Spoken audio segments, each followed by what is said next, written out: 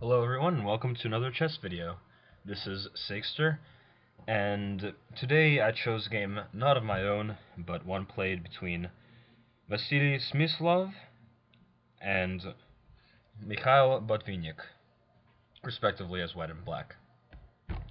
Both are significant players in chess world, and Smyslov and Botvinnik were actually both world champions. Smyslov is known as a great tactician, attacking player, is recorded in many books, and Mikhail Botvinnik is maybe one of the most influential figures in all of chess. He was a three-time world champion, and he inspired through his school players such as Karpov, Kasparov, and one of today's stars, Kramnik, who is in the 2800 club and continues to play amazing games today. And so I chose a game that was played in the French defense, the winner variation, and, well, if you've seen my previous videos, you can tell that I am a big fan of the winner. It offers, for very complex, hard games with real problems to solve for both sides. And so without further ado, we will continue the video. So this is mainline territory, the winner advanced variation.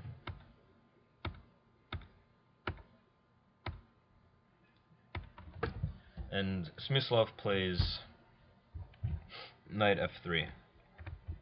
The main line is queen g4. Excuse me, 1 second. This gets into some very tactile games. Usually black lets kingside get destroyed and leaves the king in the middle. And I went over that in my previous video. But anyway, Smyslov opted to go for a more positional game, and thus didn't go into all that crazy stuff. Oh, and today's theme, by the way, I forgot to mention this, will be prophylaxis. Prophylaxis is a Nimzovitian idea. It is defined by a tactical level of play, or excuse me, a positional style of play. It is when one side avoids an attack before it really happens. This can mean waiting moves or just overprotecting pieces. This way, you can avoid attacks before they even happen and keep your opponent guessing. Nimzovich was a strong advocate of this playing style, and as you will see in this game, Botvinnik makes a lot of prophylactic moves, and so this video will hopefully show you the power of prophylaxis, and maybe you'll use it in your own games. Anyway, he goes for this aggressive line. These are all book moves still. Closing down the center. And you can see that although black has given up the bishop pair, which in open positions is better than two knights, he has doubled white's pawns, and they are now going to be a liability for the rest of the game. Unless, of course, white manages to wriggle out of it. This is a key move that must be played in this line. It prevents a4, which allows the bishop to come to the a3, f8 diagonal, proving to be deadly, and also puts some pressure on the c2 pawn, tying down this queen. And Smyslov responds aggressively, charging on the king's side.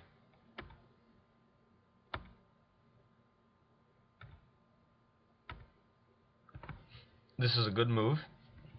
He is opening options for himself. Options such as rook g1, perhaps pushing g4, and maybe even opening up space for the f-pawn to march forward. So he's keeping his options open and keeping his opponent guessing.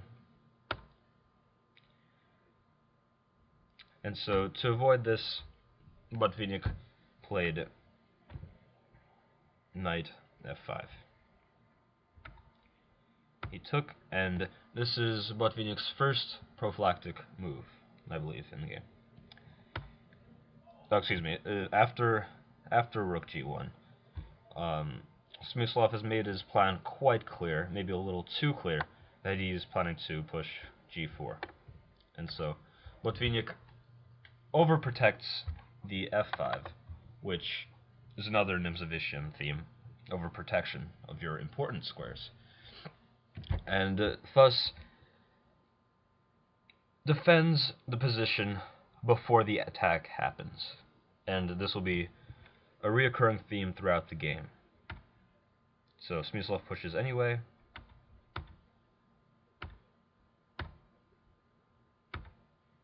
And as you can see, this knight rerouted because of the exchange.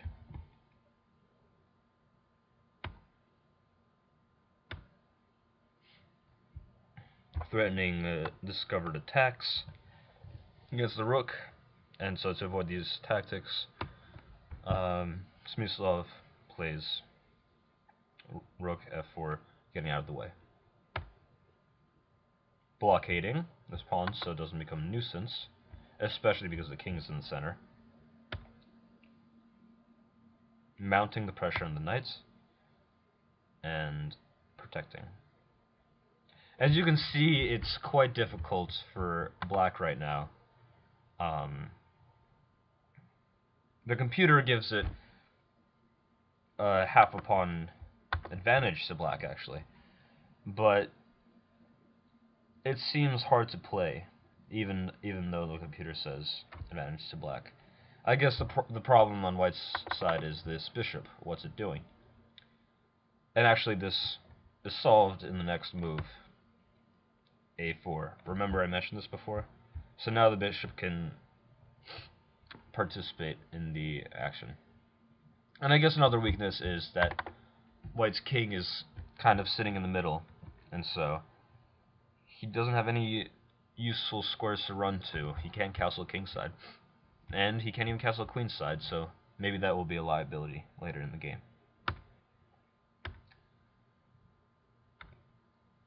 Excuse me. So here's another prophylactic move.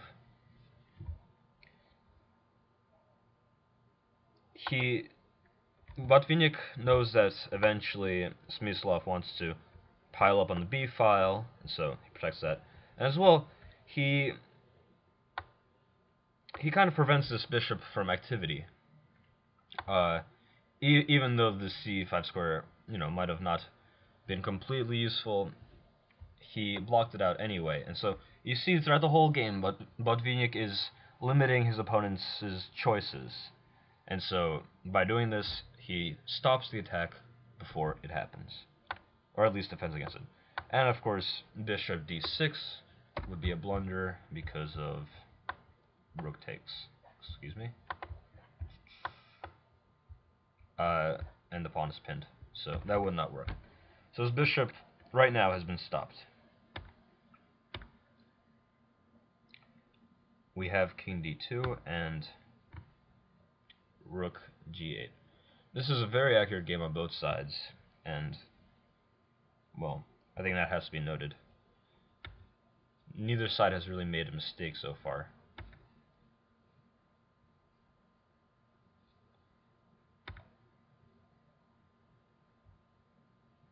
Using the pin effectively. And we have another measure of prophylaxis here.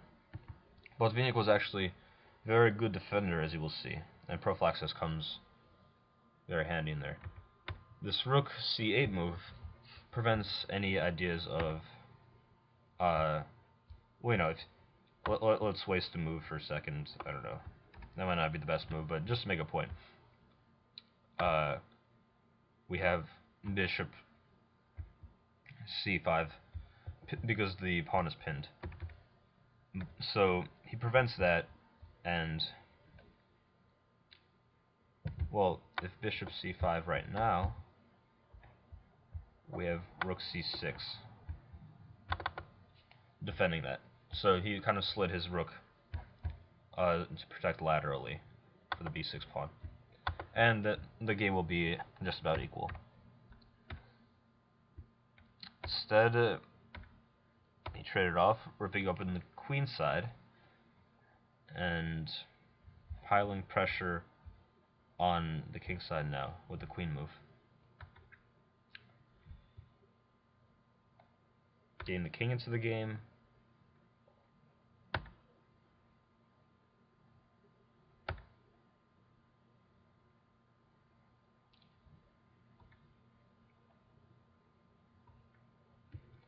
So a little bit of maneuvering. Smyslov is doubling up on the f-file and putting a lot of pressure on this knight.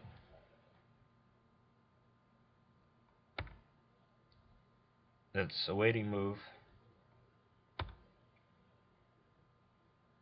And I forgot to mention, but it's probably worth noting that moving the king to d2 actually unpinned the king, so the bishop can come to d6. It's probably important.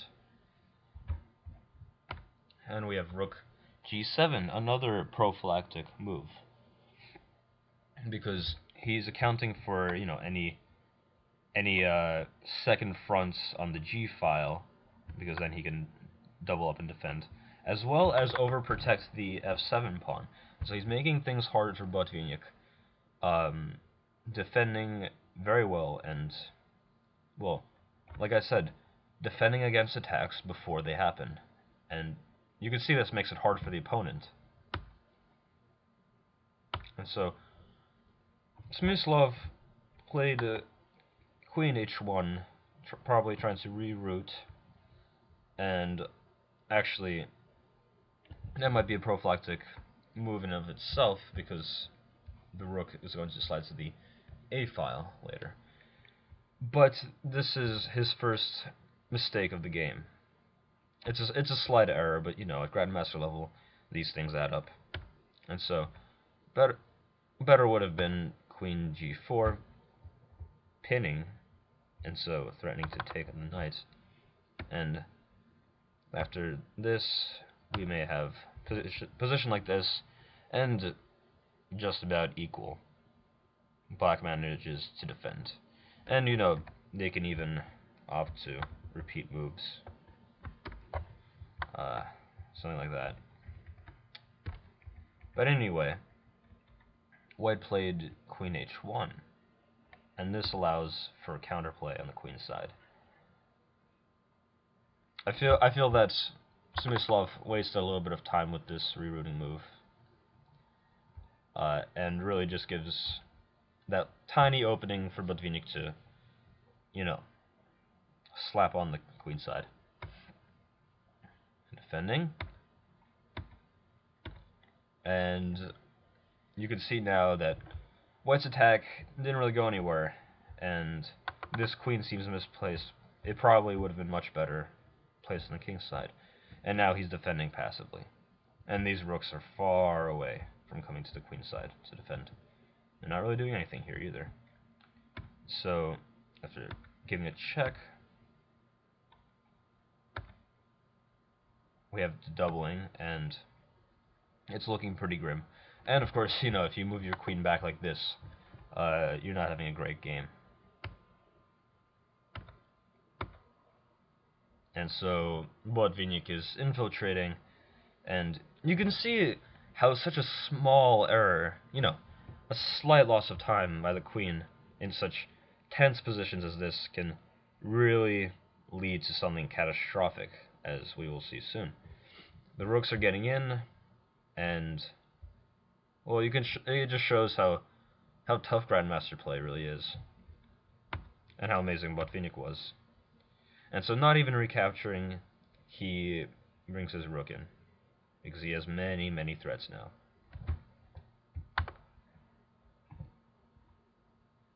Plays his best move, rook d3, but it is still very grim. After check, excuse me, I was going to make a little tactic puzzle there, but unfortunately, yeah, that was the winning tactic of the game. It would have been pretty nice if I let you guys try to guess that, but see if you could try to see if why that wins. Try to calculate it through, and you'll see that after pawn takes, we win the queen, not only winning the queen, but also with checkmate. And the same sort of thing happens if the rook recaptured.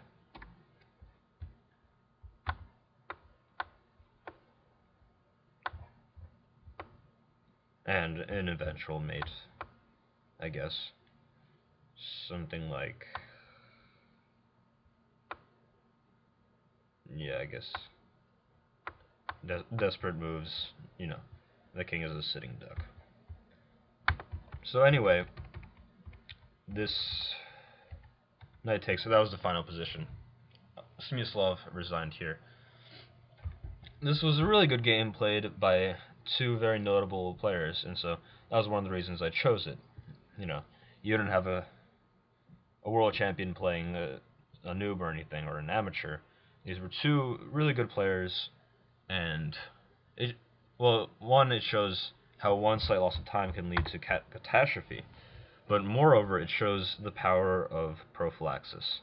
And not only is it a defending move, but it can also be an attacking move. The opponent doesn't know what you're after, and it is actually, believe it or not, harder to make a plan as the attacking player against a prophylactic player. And so this is one of the reasons why positional play is so successful and so good. So I hope you guys like this video, and you know, please like it and comment and subscribe, and have a good day. So hopefully I'll see you guys next time, and well,